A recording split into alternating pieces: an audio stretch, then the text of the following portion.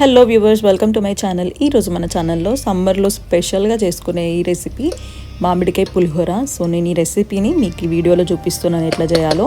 So let's start the process. First stove పైన కడాయిని వేడి చేసుకున్న కడాయిలోకి 1/2 కప్పు ఆయిల్ వేసుకోవాలి. ఆయిల్ వేడైన తర్వాత 1/2 కప్పు పల్లీలు వేసుకోవాలి. తర్వాత 1/2 టేబుల్ స్పూన్ మినపప్పు, అలానే 1 టేబుల్ స్పూన్ శనగపప్పు కూడా వేసుకోవాలి. ఇవన్నిటిని లో ఫ్లేమ్లో మాత్రమే ఫ్రై చేసుకోవాలి, లో టు మీడియం ఫ్లేమ్లో.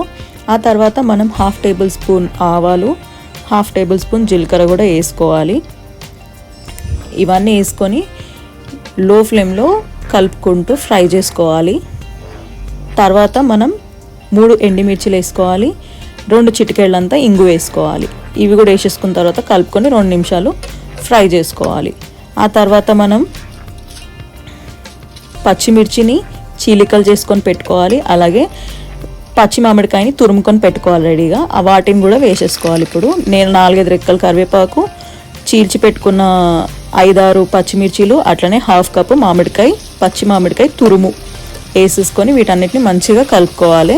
సో పచ్చి మామిడికాయని తురుముకొని అయినా వేసుకోవచ్చు, గ్రైండ్ చేసుకొని అయినా వేసుకోవచ్చు, కానీ తురుముకొని వేసుకుంటే టేస్ట్ మంచిగా ఉంటుంది.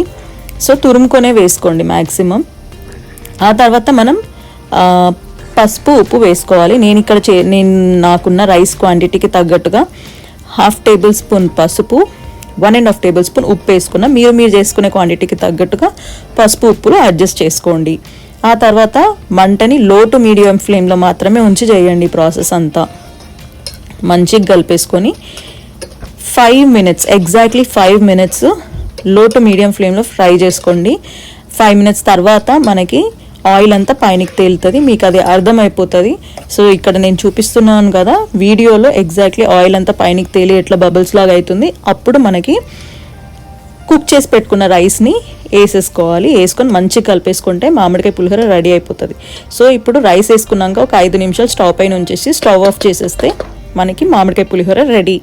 చూసేసిర్రు కదా రెసిపీ ఎట్లుంది, మస్తు ఉంది కదా. ఇది మీరు కూడా మీ ఇంట్లో చేసుకొని ఎట్లా కుదిరిందో కామెంట్స్లో చెప్పండి. వీడియో నచ్చితే like, share and subscribe. Bye.